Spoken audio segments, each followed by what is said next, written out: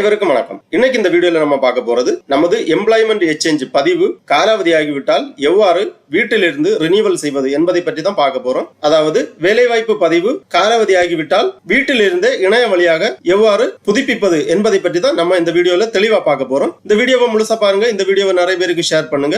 மனித சேவை சேனலை சப்ஸ்கிரைப் பண்ணாதவங்க சப்ஸ்கிரைப் பண்ணி பெல் ஐகானையும் பிரஸ் பண்ணுங்க. நமது வேலைவாய்ப்பு பதிவானது காலாவதியாகிவிட்டால் தற்போது எம்ப்ளாய்மெண்ட் ஆபீஸுக்கு செல்லாமலே வீட்டிலிருந்து இணைய வழியாக நாம் புதுப்பிக்கலாம். அவ்வாறு இணைய வழியாக புதுப்பிப்பதற்காக இந்த வெப்சைட்டை ஓபன் பண்ணிக்கோங்க. www.tnvelaivaaipu.gov.in. இந்த வெப்சைட்டோட லிங்க் நான் டிஸ்கிரிப்ஷன்ல கொடுக்கிறேன். இதுதான் வேலைவாய்ப்பு மற்றும் பயிற்சி துறை, department of employment and training. வேலைவாய்ப்பு பதிவு செய்வதற்கும் புதுப்பிப்பதற்குமான இணையதளம் இதுதான். இந்த வெப்சைட்ல நீங்க லாகின் பண்ண வேண்டும்.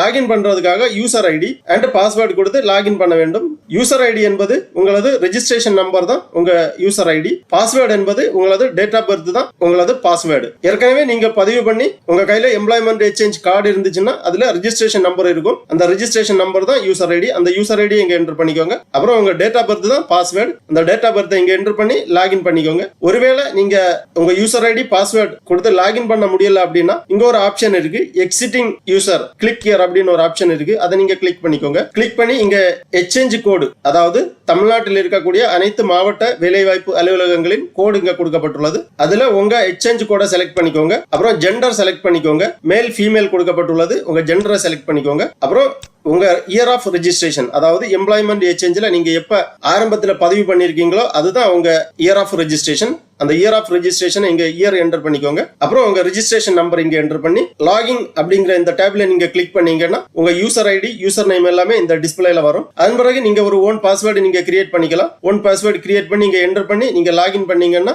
உங்க டேஷ்போர்டு ஓபன் ஆகும். இந்த மாதிரி உங்க டேஷ்போர்டு ஓபன் ஆகும். இதுல ப்ரொஃபைல் டீடைல்ஸ் கொடுக்கப்பட்டுள்ளது, ரெஜிஸ்ட்ரேஷன் டீடைல்ஸ் கொடுக்கப்பட்டுள்ளது, name, date of birth, registration number, அந்த மாதிரி விவரங்கள் எல்லாமே இருக்கு. இதுல மாடிஃபை கான்டாக்ட் அப்படிங்கிற ஒரு ஆப்ஷன் இருக்கு. இதை நீங்க கிளிக் பண்ணீங்கன்னா ஒருவேளை உங்களுக்கு முகவரி மாற்றம் இல்ல தொலைபேசி எண் ஆட் பண்ணணும், இமெயில் ஐடி ஆட் பண்ணணும், ஆதார் நம்பர் ஏதாவது ஆட் பண்ணணும், அப்படி ஏதாவது உங்களுக்கு தேவை இருந்துச்சுன்னா அந்த ஆப்ஷன்ல கிளிக் பண்ணி நீங்க இதுல எல்லாமே பூர்த்தி செய்து சேவ் பண்ணிக்கலாம். அது மட்டும் இல்ல, அடிஷனல் குவாலிஃபிகேஷன் ஏதாவது நீங்க ரெஜிஸ்ட்ரேஷன் பண்ண விரும்புறீங்கன்னா இந்த அடிஷனல் குவாலிஃபிகேஷன் ஆப்ஷன் இருக்கு. இதுல நீங்க கிளிக் பண்ணி அடிஷனல் குவாலிஃபிகேஷன் எல்லாமே ஆட் பண்ணி சேவ் பண்ணிக்கலாம். அப்புறமா ரினியூவல் பண்றதுக்காக இங்க அப்டேட் ப்ரொஃபைல் அந்த மாதிரி கொடுத்திருக்காங்க. இதுல நீங்க கிளிக் பண்ணீங்கன்னா ரினியூவல் அப்படிங்கிற ஒரு ஆப்ஷன் வரும். அதை நீங்க கிளிக் பண்ணீங்கன்னா கேண்டிடேட் ரினியூவல் அப்படிங்கிற ஒரு ஆப்ஷன் வரும். இந்த கேண்டிடேட் ரினியூவல் இந்த ஆப்ஷனை கிளிக் பண்ணிக்கோங்க. உடனே இந்த மாதிரி ரினியூவல் டீடைல்ஸ் வரும். இதுல ரெஜிஸ்ட்ரேஷன் நம்பர் கொடுக்கப்பட்டுள்ளது, கரண்ட் ரினியூவல் டேட் கொடுக்கப்பட்டுள்ளது, கேண்டிடேட் நேம், ஸ்டேட்டஸ் கொடுத்திருக்காங்க. இந்த ரினியூ அப்படிங்கிற ஒரு டேப் இருக்கு. இதை நீங்க கிளிக் பண்ணீங்கன்னா ரிக்வெஸ்ட்